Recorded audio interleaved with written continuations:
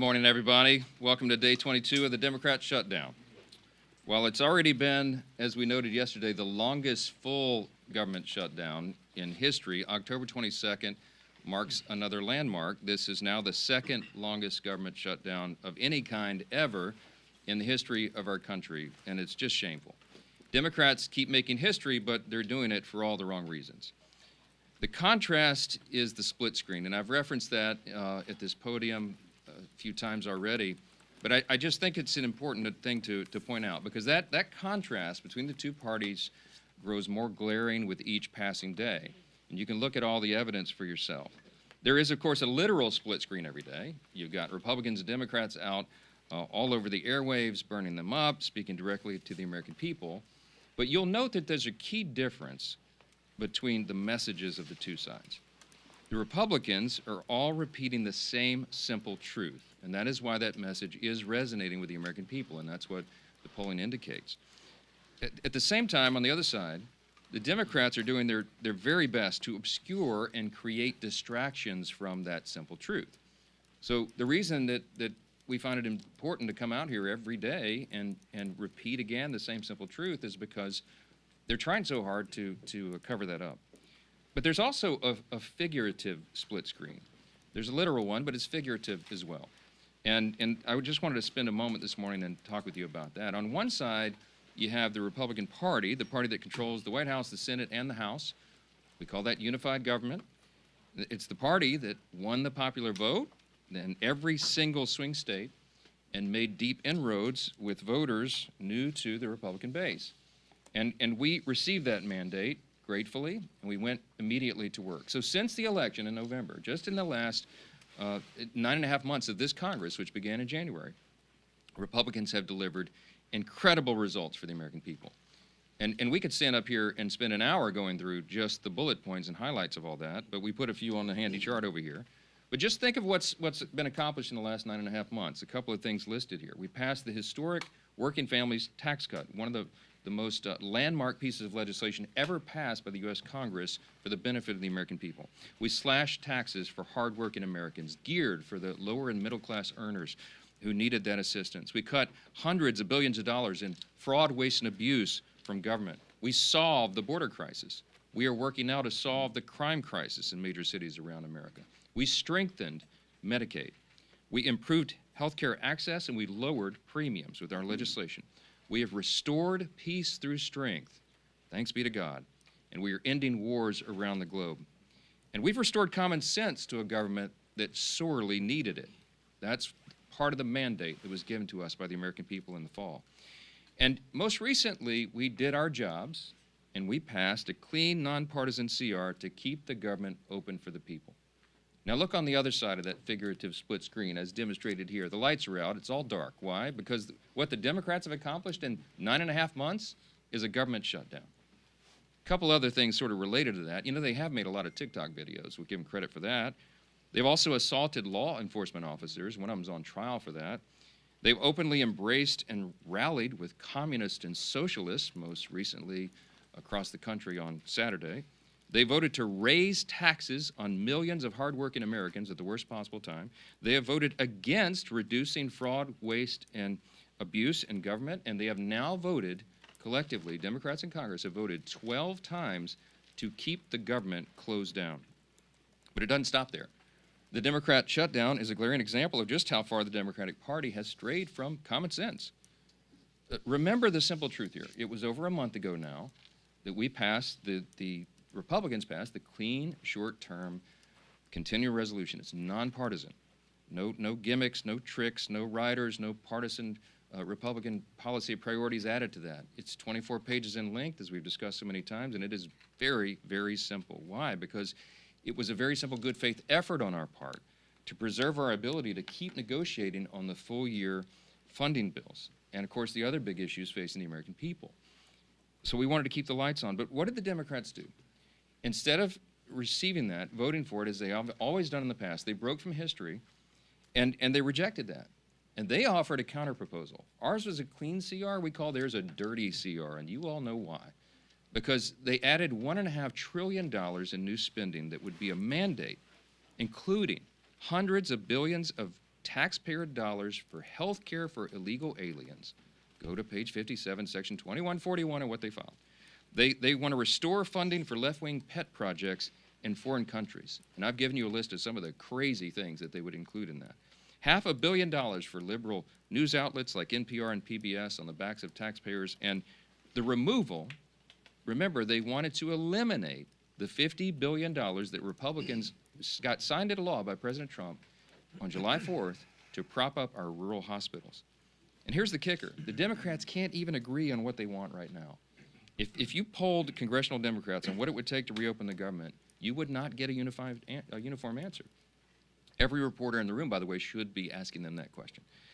Democrats put together this haphazard grab bag of crazy leftist policy proposals when they knew that it would not be agreed upon, and they knew that it was clear that Republicans were working to do the responsible thing and offer a clean CR to fund the government.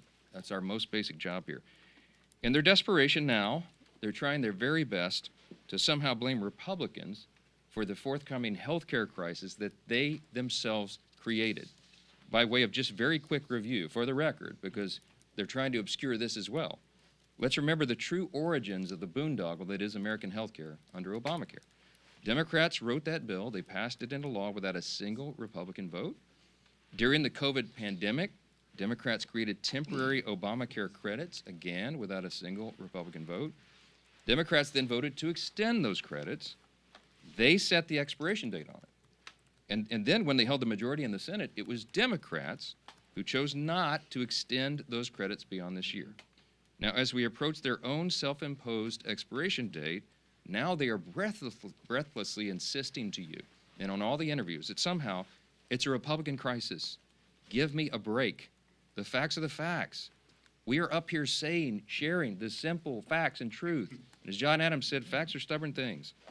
Democrats are the ones who manufactured this entire situation without a single Republican vote, and now, when the chickens are coming back home to roost, they're trying to blame the other team. It is utter nonsense, and you should call them on it. That's the job of the press, and continue to do that every single time. Clearly, this is a complicated issue, this whole healthcare subsidy thing, and there's hundreds of different views on it, as I've explained. So Republicans cannot and will not solve it in a backroom deal. Chuck Schumer has been suggesting that 4 leaders should go into a smoke-filled back room like they used to do in the old days and create this solution. It's not a possible thing to do. It was never appropriate. It's not possible to put on a continuing resolution because it's such a complex issue. Issues of this magnitude deserve deep thought and deliberation. That's how this system works here. And as soon as Chuck Schumer reopens the government, all of our members will have an opportunity to engage in the very important discussion of how to make Obamacare affordable. But we won't engage in Democrats' hostage-taking, nor will we pay a ransom. We certainly won't engage in their unserious proposals as long as Democrats continue to act like unserious lawmakers. I'm just going to say this morning, enough is enough. And with us today with the leadership team are 2 leaders in Congress. One is Chairman Bruce Westerman of the Committee on Natural Resources. And we also have with us Congressman Mike Simpson, who's our lead appropriator for the Department of the Interior, which funds and oversees our beautiful national parks. Both are here today to share an update on how this shutdown impacts all those operations, but I'll note, as I bring Chairman Westerman up first, that when President Obama shut down the national parks, the National Mall in 2013, it was a real hardship for the American people, and the Trump administration is trying to handle this differently. They've gone to great lengths as much as they can to protect Americans' access to our national parks, while Democrats continue to hold government funding hostage. They'll have more to share on that, the experts on the subject, and I'm happy to bring them up now. Thank both these gentlemen for their hard work. I'll turn it over to Chairman Westerman. Yeah, bud. Thank you, Speaker, and good morning, everyone. First off, I want to say thank you to the thousands of federal employees across the country that are still in the field, going to work every day, oftentimes without pay, to do their jobs to steward and protect our public lands, from Park Service to Forest Service Rangers to Fish and Wildlife officers and all the other management and support staff doing their jobs in uncertain times. Thank you. Leadership starts at the top, and I commend President Trump, Secretary Burgum, and Secretary Rollins for the job that they've done and for their leadership in keeping our public lands open to the public. It's not always been that way during shutdowns, as the speaker mentioned. But this can't continue indefinitely. Despite all the extraordinary efforts being made, at some point, without funding, the public lands will not be accessible to the public. The longer this unnecessary shutdown lasts, the more negative consequences that we'll start to see. Without regular staffing, litter will pile up and park ecosystems will be affected. It's fall time. It's a wonderful time of the year. It's a wonderful time to visit our public lands with crisp weather and beautiful foliage. Fall personally is my favorite time of the year, and it's that way for many Americans who enjoy being outdoors. When Americans save up to visit a national park or a national forest, that experience should exceed their expectations. Families visiting our parks are now being met with disappointment as visitor services and experiences are reduced. As the shutdown drags on, families will cancel their vacations or day trips to our public lands. It's hunting season all across the country, different types of hunting seasons across the country. And public lands are oftentimes the only place that people who like to hunt and fish have to recreate. For everyone's sake, and who uses and appreciates our public lands and appreciates our public employees, it's time to end the shutdown. You know, as we look here in Washington, the negative effects of the shutdown and what that will have on public lands, I just want to highlight one issue, and that's the Great American Outdoors Act. This was a bipartisan bill that was signed into law by President Trump during his first term. It's something that there's a lot of bipartisan support to work on right now. But, you know, tomorrow we had planned a field hearing on the Great American Outdoors Act so that we could reauthorize this piece of legislation that's putting as much as $1.9 billion a year into maintenance backlog on our federal lands. I've had an opportunity to visit many of these parks and to see the wonderful work that's being done. It's something that Republicans, Democrats, and independents, I think, all appreciate the fact that we're taking care of our public lands. But Congress is not here working on those issues because of the shutdown. And we need to get back to work. We need to start putting the American people first and putting these federal lands and giving them the place and the position that they deserve. And we simply can't do that when the government is shut down. So enough of the shutdown. Let's get it over, get people be where they're paid, where they're going out and doing their jobs that they want to do, and getting America back in the position we need to be in and getting Congress back and functioning. And with that, I'll turn it over to my friend Mike Simpson from the Appropriations Committee. Thank you, Chairman. Thank you, and thanks to the leadership for inviting Chairman Westerman and I here to talk a little bit about the impact that this shutdown is having on our public lands and our national parks.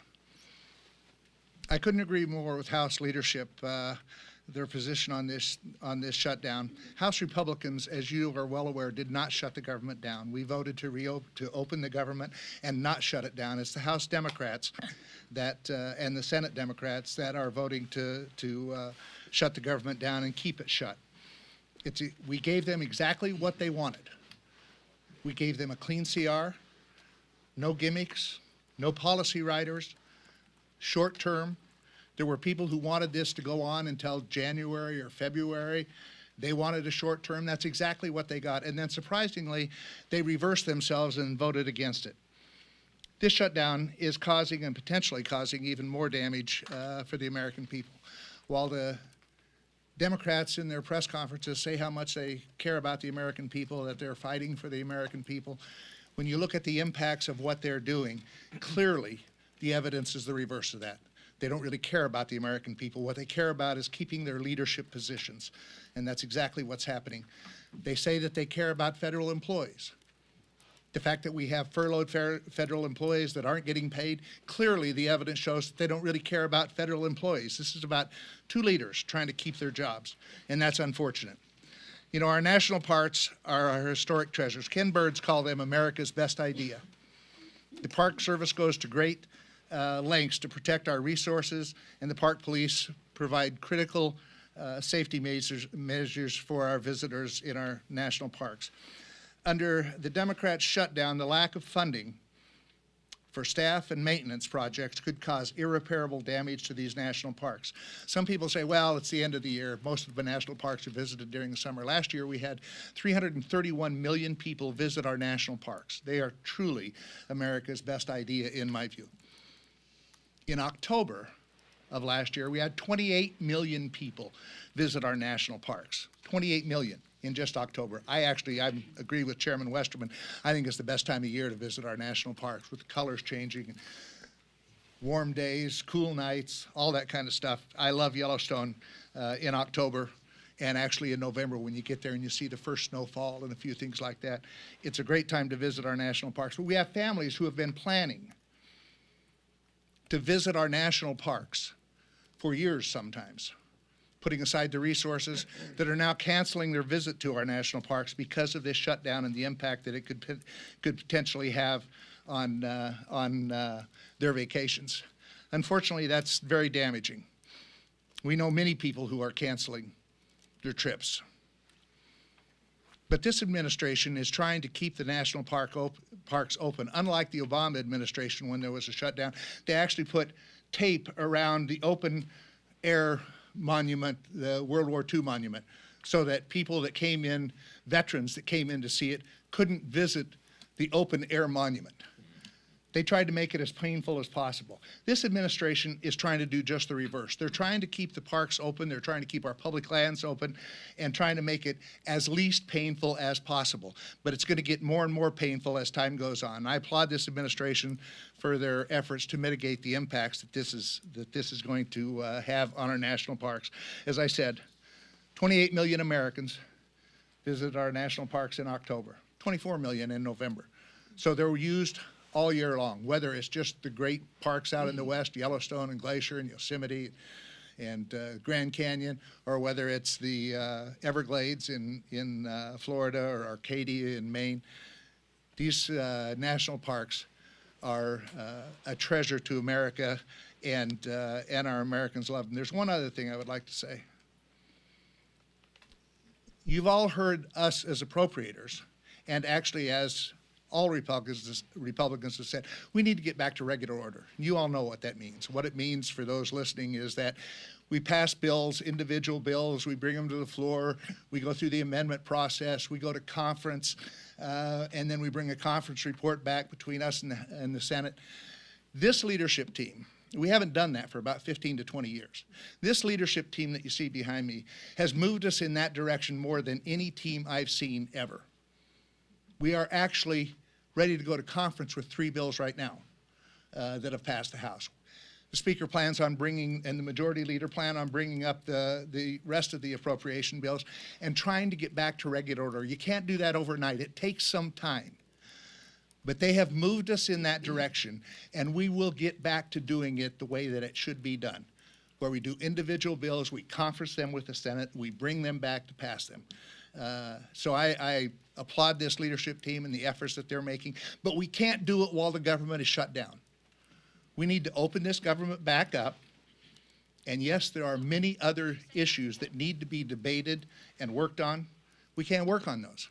As Westerman said, Chairman Westerman, can't have hearings and that type of stuff when we're shut down. So we need to change that. We need to open this government back up, get rid of this stupid Schumer shutdown, the 3 S's, I guess, and let us do our job. That's why we're here. I get a kick out of listening to the press conference from some of my senators saying, well, the House has been on vacation for a month. This is not what I call a vacation. If they think showing up once a day and casting 1 vote is work, they need to come over to the House side and see what we're doing. We're working with our constituents, we're out talking to people, and we're back in Washington doing our job too. So we'll continue to do our job, end this stupid Schumer shutdown, and let us do our job. And now I'd turn it over to the great Majority Leader of the House, Steve Scalise. Thanks. Thank you, Chairman Simpson. Preach it. Appreciate as well Chairman Westerman and the work that these great chairmen continue to do to try to keep government functioning as best as possible in the midst of very difficult circumstances that Democrats themselves created. I do think it's important, as we're at this point, that we look back over the last 9 months and really look at the difference between the two parties in Washington. And Speaker Johnson laid a lot of this out. You can see the poster. But just think about what happens every day here. Republicans wake up every day working with President Trump to try to get this country moving forward, to address and fix problems that, frankly, were created by Democrats. And what does the Democrat Party do every single day? Every day they wake up and just see what President Trump is doing and find a way to oppose it. Doesn't matter what he wants to do. President Trump came into office day one, said he's going to secure America's border, was actually elected on it overwhelmingly. 80% of the American people agreed with President Trump and House and Senate Republicans who said that should be a priority. And we actually set course to do that. And we have done just that, secured America's border. And what did Democrats do every step of the way? They said no. They voted no to secure the border. President Trump said, we're going to try to get our economy back on track. We're going to stabilize the tax code so that no American family has a tax increase. Every American family was facing, on most cases, a 30+% tax increase. President Trump said no family deserves that. Let's stabilize the tax code and have no tax on tips, no tax on overtime, so blue-collar workers can actually have more money in their pockets and empower them to do more for their families. President Trump said that. We agreed. What did every Democrat in Washington say? No. They didn't just say no. They all voted no to that. President Trump said we ought to produce more energy in America. Chairman Westerman was at the heart of a lot of those policies. You actually had to change policy to do it.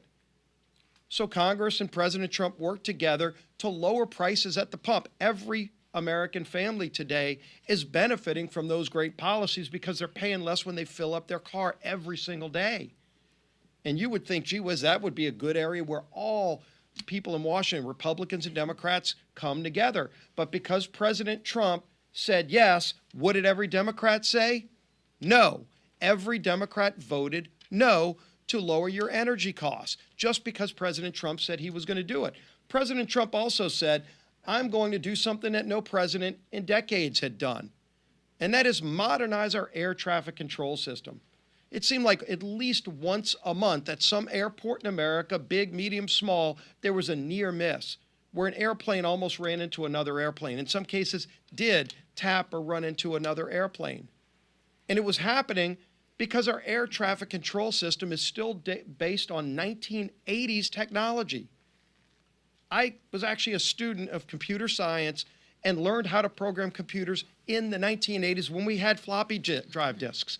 You have to Google what that is today because we don't even have them anymore, except where?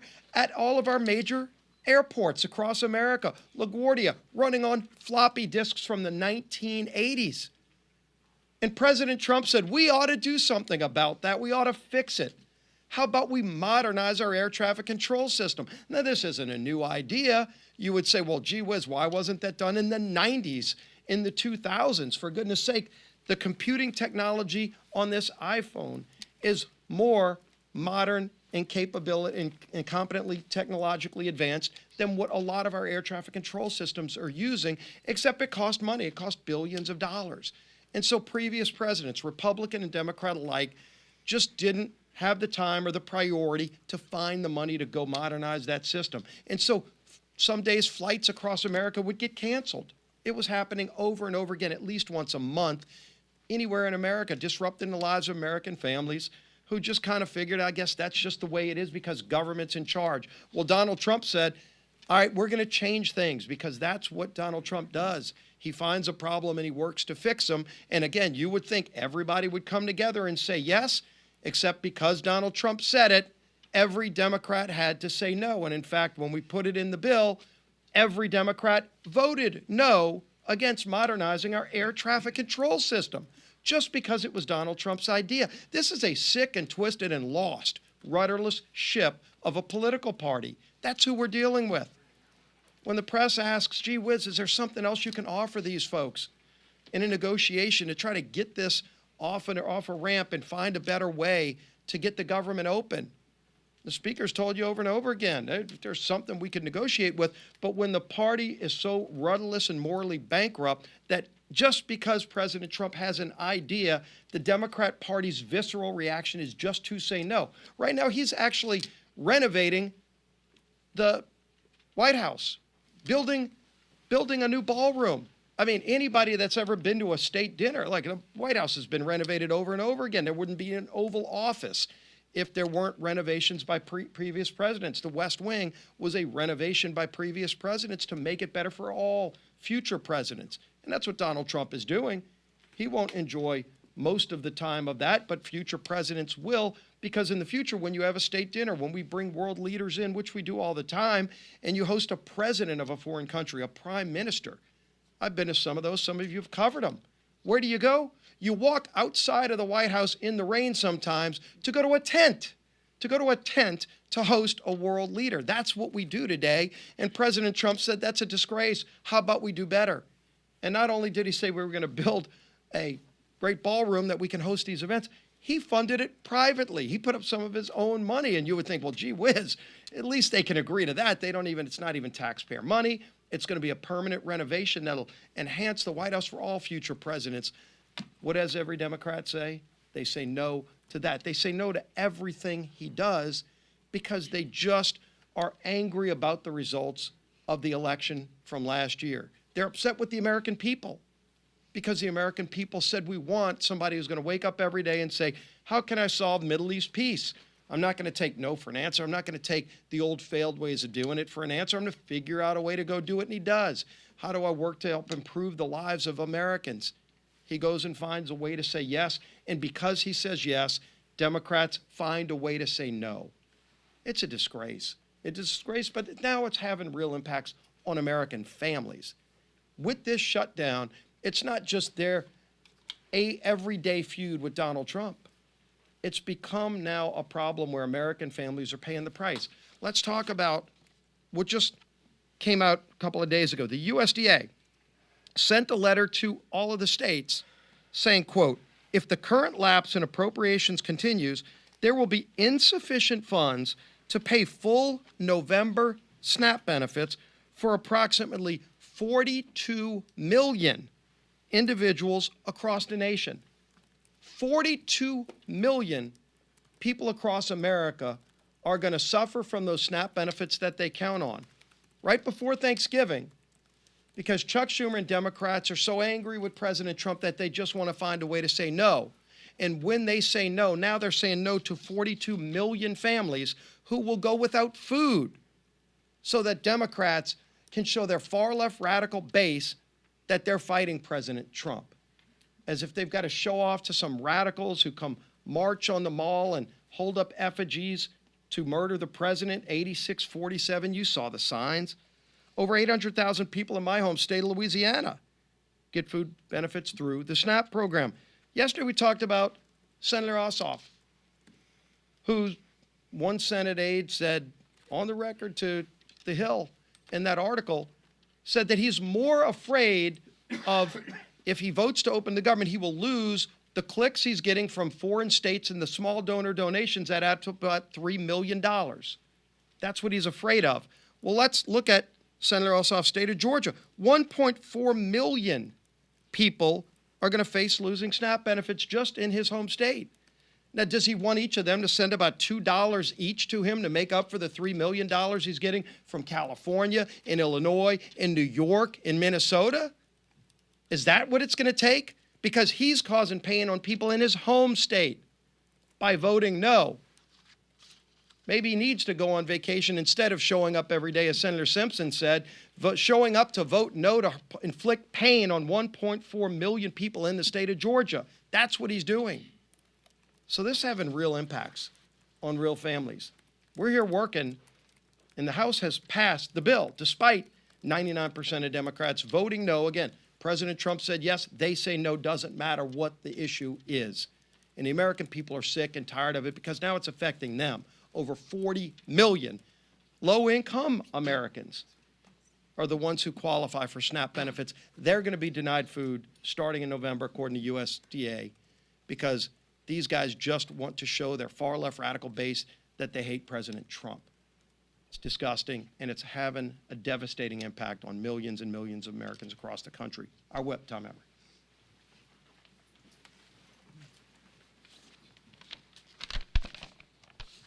Well, Democrats have voted 12 times to shut the government down.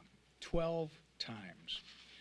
And now they're refusing to support legislation that would help alleviate some of the pain they've inflicted on the American people as a result.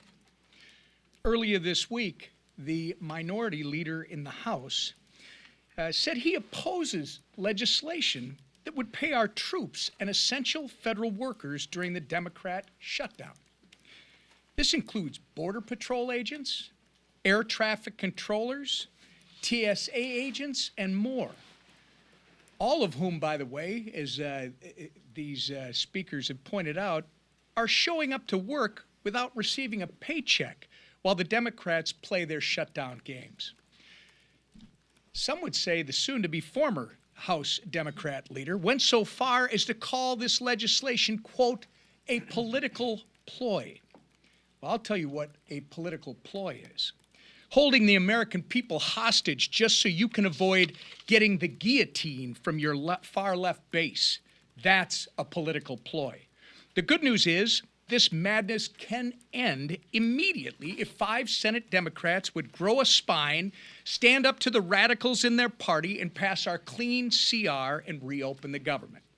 It contains no partisan policy riders, no gimmicks. In fact, it's the same spending levels that Democrats supported just 6 months ago and that you've heard repeatedly they passed 13 times under the Biden administration.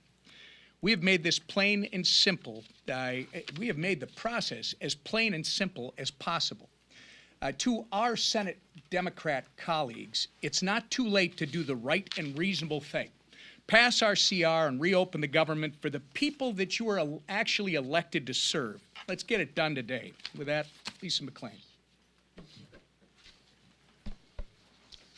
Thank you, and good morning, everybody. And I think the leader said it best. I think you're right. President Trump could have the cure for cancer, and the Democrats would vote no because it came from President Trump. We have to start looking at the policies, and I think right here explains everything. I mean, Democrats have been playing political theater for 3 weeks with Republicans continuing to work and deliver some results. And here are, again, some examples, some facts. Right? Just a few days ago, Congressman Ryan McKenzie visited a Head Start program that relies on federal funding and delivered food to TSA agents. Congressman Mark Alford visited multiple rural hospitals and healthcare centers. And Congressman Jeff Crank met with credit unions to ask for flexibility with federal employees who are actually missing paychecks. Real families are paying the price for the Democrats' shutdown. And what are the Democrats leveraging the shutdown to get? Ask yourself, what is their leverage? More wasteful spending? While Republicans are working at home, Democrats are fighting for weird programs, like halfway across the world, right? Think about it. Just think about it for a minute. They're sacrificing Head Start right down your street to produce Iraq Sesame Street. So they'd rather spend money on Iraqi Sesame Street than fund your Head Start programs. But President Trump is, the bad guy for putting America first. Scratch your head on that one. They're risking the safety of American skies for LGBTQI programs in the Balkans, right? Putting the Balkans over the safety of our skies. They're jeopardizing millions of paychecks to Americans to support woke programs in Honduras, Zimbabwe, Mexico, Venezuela, and Lebanon. Okay. I don't know about you, but I think that is absolutely shameful. Let me be clear. A shutdown should never be used as leverage for more wasteful spending, and especially when that spending isn't here on American soil. But that's what Schumer's dirty deal is doing. You heard me talking about it the other day, and you heard our speaker talk about it, the split screen. Clean CR to work for the American people. Schumer's dirty deal CR to work for everybody but the American people. Wasteful spending at the expense of American people is not what this shutdown is about. But I want to let the American people know Republicans will not cave to Schumer's dirty deal. We will not cave to their wasteful spending. We will hold the line, and we will. I promise you, we will continue to work for the men and women and families who serve, protect, and build our great nation. Thank you. Questions? Chad, go ahead. Good morning, thank you. Sir. Can you characterize some of the dissonance inside your conference about the strategies that Republicans have? There was some criticism on the call yesterday saying that this shutdown strategy is old and Republicans need to have a new tack. That was the word that was used. There was one member of the Republican conference. These are supposed to be, confidential off-the-record calls among colleagues, but some of you guys listen in, and I make a pleading at the beginning of every call that you wouldn't do that and wouldn't characterize it, but whoever the leak is, whatever. Beth Van Dyne was quoted. Beth is a dear friend. We've had lots of conversations about this. She was not complaining. It was not dissonance, Chad. She was pointing out that we have a lot of important work to do before the end of the year, and it was a very pleasant, constructive comment about strategy. You all have heard me say from the podium a few times, we're not pursuing a political strategy here. We're not. We're just simply trying to get the government open, and that's why the nonpartisan Clean CR was the obvious vehicle to do that. And so we're not making political calculations here. We're making calculations on behalf of the American people. How can we get the government operating as soon as possible so they can get all these vital services and paychecks restored? And that's what this is about. So, I mean, if you called each individual House Republican right now, we're almost 100%, probably 99.8%, okay, of every House Republican understands exactly why we're in the situation we're in. Are we all anxious to get back to work here for regular legislative session? Absolutely. And she wanted the House to come back in the session. No, that's not what she said. If you had listened in directly on the phone, you would know. You can ask her about it. No, she said the message is feeling old, and I said, you know what, Beth, you're right, because we come out here and say the same thing over and over every day, but there is a method to that madness, because as I explained in my comments here, we have to repeat the simple truth over and over. Why? Because the Democrats are in an all-out assault on the truth. They're trying to obscure and distract, and you see all the different shiny objects they're trying to make everyone look at every day. I will tell you that the best evidence I have for you this morning, so that you know that the Democrats caused this shutdown, is because if the Republicans were responsible for this shutdown, that would lead the news in every mainstream media outlet every single night. It would be top fold of every newspaper on the front page every single day. Some of the mainstream media outlets aren't even covering it right now. Why? Because they're trying to give cover to the Democrats who have caused this. I mean, look, everybody knows the facts. The American people are not stupid. And we're in here every day appealing to their common sense and relaying the facts. And thankfully, those facts are saturating. Mr. Yes. Speaker, Yes. I do want to point out that the shutdown's led the Today Show for about the last 2 weeks. Oh, good. Thank you for that. Okay. Thank you, Today Show. Thank you. Make sure you're clear about that. Thank you. Secondarily, some of your Republican colleagues have raised concerns about the Trump administration opening up the market to Argentinian beef farmers, saying that it could prioritize them over American beef farmers. What do you say to your Republican colleagues about that move by the administration, and what are you doing as a Republican Congress to help American farmers, beef farmers in particular? Well, we're doing a lot of work. We had some discussion on that yesterday, and I don't know the latest developments, but I can tell you there have been some over the last 24 hours. Harriet Hageman is one of the members of Congress from Wyoming, and she has lots of cattle ranchers and was articulating some of their thoughts and ideas, and she was connected to USTR and to the White House, and they're having those thoughtful discussions. The White House doesn't want any unintended consequences. What they're trying to do is improve the lives of everyday Americans, make our economy work again, and make sure that we are treated fairly by trading partners around the world. And there's lots of complications and a lot of moving parts when you're talking about trade agreements, renegotiating old trade agreements between, over 100 nations all at once. But they've done an extraordinary job, and they're working to fine-tune all those details, and you'd have to direct specific questions about it to the White House, because I don't really know. Yes, ma'am. Leader Thune said it's time for the House to start thinking about coming back and passing a longer-term short-term CR.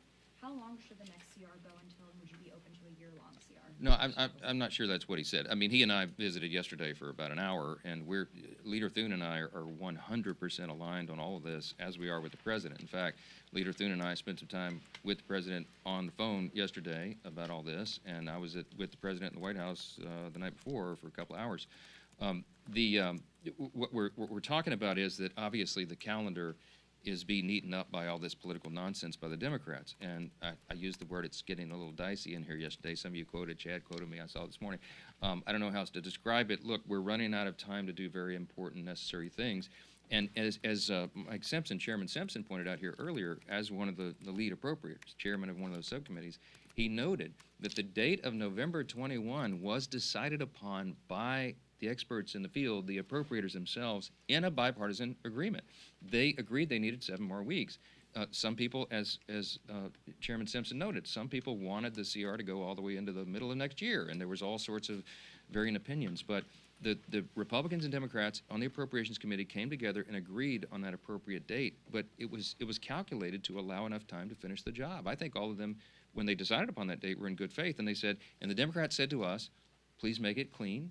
Please don't add Republican priorities, because then we can get the job done. We did exactly that. We have been in good faith every single day on this, and they are eating up the clock. So we're getting closer to November. It is going to be more and more difficult with each passing hour to get all the appropriations done on time. We acknowledge that, but we have to decide this on a day-by-day basis. Last question. Yes, ma'am. Second row, right here. Yeah. How comfortable are you with the president apparently seeking $230 million from the Department of Justice? I don't know the details about that. I've just read it. I didn't talk with him about that. I know that he believes he's owed that reimbursement. What I heard yesterday was if he receives it, he was going to consider giving it to charity. I mean, he doesn't need those proceeds, but we're for the rule of law. We're for what is just and right, and it's just absurd that. I mean, as has been noted here several times this morning, they attack him for everything he does. It doesn't matter what it is. This whole dust-up about the White House, just by way of quick review, because I'm an amateur historian, you'll understand, the White House has been renovated many times over the years, you understand. I mean, it was built between 1792 and 1800, right? The British burned it down practically in 1814, and then they rebuilt it in the early 1820s. And ever since, like, we've had many presidents renovate and add things to the White House. Teddy Roosevelt built the whole West Wing. Who was it? FDR, Taft, I think, added the Oval Office. FDR made additions. I mean, Truman ripped everything up to put a bowling alley in. FDR had added the swimming pool, I think. Barack Obama added a basketball court. President Trump's going to add the greatest improvement to the White House in the history of the building since it was originally constructed in 1800. The ballroom is going to be glorious. It's going to be used for everybody. And by the way, hey, Democrats, if you win the White House back, you get to use it too. This is for the American people, and he's using private funds to do it. How in the world could they oppose that? The only logical reason is because they have Trump derangement syndrome, and that's what explains a lot of this. 2 things. They want to oppose the president, and Chuck Schumer and Hakeem Jeffries are scared that they're going to lose their jobs. We all know that. I've said it over and over. It is an objective fact, and you can see it themselves. I wish that you guys would chase them down and call them up and ask them what it is they're demanding. This madness in the counterproposal, what I told you about, is the offer still on the table? They can't even articulate what they want. You know why? Because this was never about a solution on health care or anything else. This was about a spectacle. It was about a political distraction, and it was so that they could show a fight to the Marxist left in the Democratic Party. Look at the split screen. I'll leave you with that. Thanks so much.